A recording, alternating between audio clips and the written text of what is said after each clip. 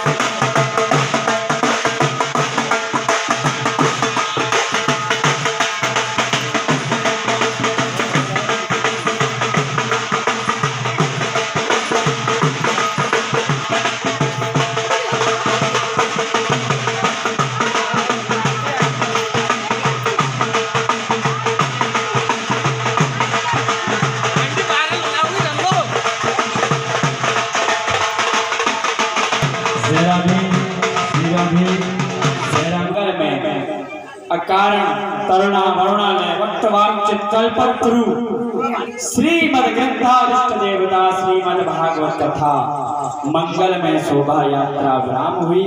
बहुत बहुत मंगल भयो, बहुत बहुत आनंद आयो। और ऐसे ही सप्त दिवस यहाँ पर ज्ञान रूपी गंगा बहेगी और आनंद में परम मंगल में आनंद ही आनंद होवेगो। और ठाकुर जी महाराज की कृपा होवेगी। बोले श्री बांके बिहारी लाल की। भैया जी 5 जन को आ जाइए, ये ग्रंथाधिष्ट देवता विराजमान कर दें।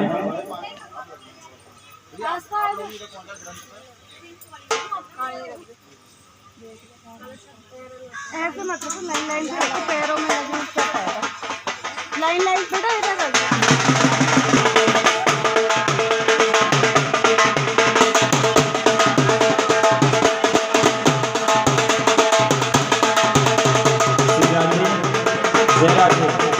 देखिए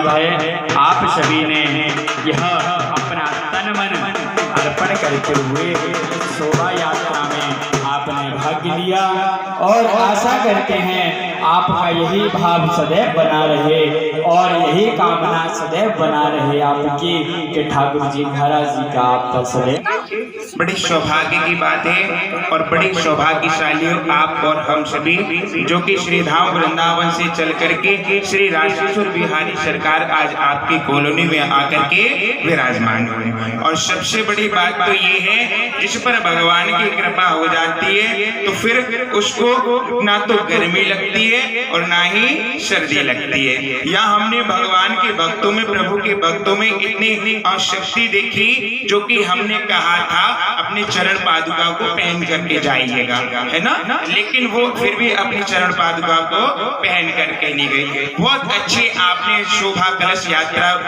करी, आपने बहुत आनंद आया क्योंकि हम भी आपके साथ थे। हम पहली बार ऐसी कलश यात्रा करी है जिसमें हमें बहुत आनंद आया क्योंकि हमारी हर जितनी भी कलश यात्रा होती है तो सब में घोड़ी आती है। हमने इस कलश यात्रा में घोड़ी नहीं बुलाई, हमारी अंदरूनी इच्छा थी कि हम भी आप सभी के साथ नगर की परिक्रमा करें। तो हमने देखा था कि गर्मी के कारण रोड बहुत गर्म था, है ना, तो शायद ऐसा हो सकता है माताओं के पैरों में छाले बढ़ गए हो। नहीं तो कभी भी देखो भगवान ने कहा है जो जितने कष्ट सहता है भगवान के लिए उतना वो चैन भी पाता है ना, जिसने जितना कष्ट सहा उतना चैन भी पाया है। तो भगवान के लिए थोड़ा बहुत कष्ट तो बनता है ना, लेकिन बहुत आनंद आया कलश यात्रा में, बहुत अच्छा हुआ।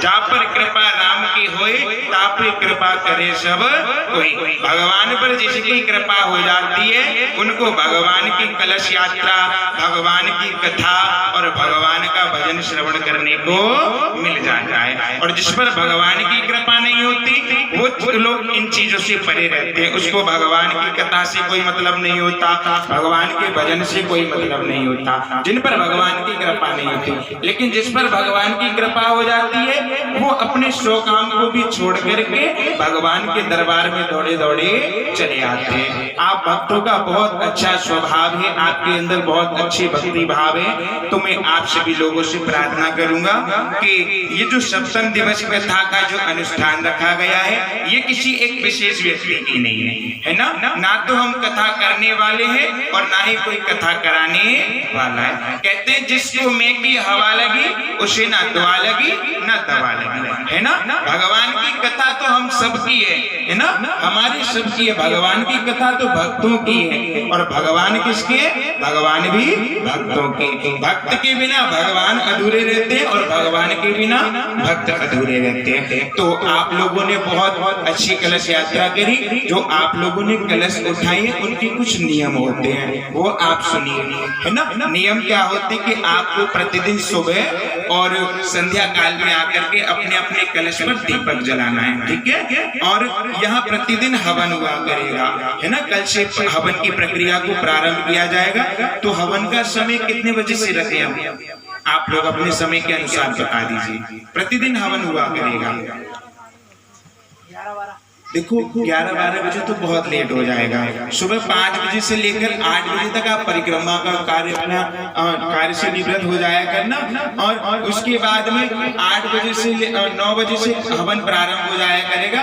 9 से 10 बजे तक का हवन रहेगा, ठीक है। 1 घंटे का हवन रख देंगे। उसके बाद में आज की कथा थोड़ी सी विलम्ब होगी क्योंकि आप लोग अभी सब भूखे होंगे, भोजन करके नहीं आए होंगे। तो आप सब लोग भोजन करना और हम आपको आधे घंटे का समय देते हैं। उसके बाद यहाँ विराजमान हो जाएंगे तो आप सभी लोग कथा का आनंद लेंगे। उसके बाद हम कथा का समय जब सब लोग एकत्रित हो जाओगे तो वो कथा का समय निश्चित कर देंगे, तो प्रतिदिन उस समय से कथा प्रारंभ हो जाया करेगी। तो अपनी अपनी इच्छा के अनुसार प्रतिदिन परिक्रमा होती है भागवत जी की 108, ठीक है। ऐसा नहीं है कि जिन माताओं ने कलश उठाया वही परिक्रमा करें, परिक्रमा सभी लोग कर सकते हैं, ठीक है। भगवान सबके होते हैं तो सब सेवा कर सकते हैं। प्रतिदिन 108 परिक्रमा, अलग अलग टॉफी, बिस्किट, चॉकलेट या फल फ्रूट, ड्राई फ्रूट वगैरह, पैसे इत्यादि, तुलसी से, जौ से, लौंग के जोड़े से, जैसे भी आप देना चाहो, श्रृंगार के सामान से, जो श्रृंगार के सामान से आप परिक्रमा दोगे वो हमारे जो पतिदेव होते हैं स्वामी जी, उनकी आयु लंबी होती है, हमारे स्वास्थ्य की आयु लंबी होती है। ड्राई फ्रूट से हम परिक्रमा लगाते हैं तो हमारा जो स्वास्थ्य में जो रोग होते हैं वो रोग हमारे मिट जाते हैं, हम निरोगी हो जाते हैं। हमारे शरीर में जो भी अनेक प्रकार की कोई बीमारी होती है तो वो मिट जाती है ड्राई फ्रूट से, है ना। लौंग के जोड़े से देते हैं तो हमारी कुल देवी होती है वो प्रसन्न हो जाती है। ऐसे करके इत्यादि चीजों से आप प्रतिदिन परिक्रमा लगा सकते हैं। 108 परिक्रमा होती है, ठीक है। आपको प्रतिदिन करना है ये कार्य। और बाकी आप लोगों को हमें देख करके बहुत अच्छा लगा, बहुत आनंद आया कलश यात्रा में। जय जय श्री राधे श्याम, बोली श्री राजेश्वर बिहारी सरकार की।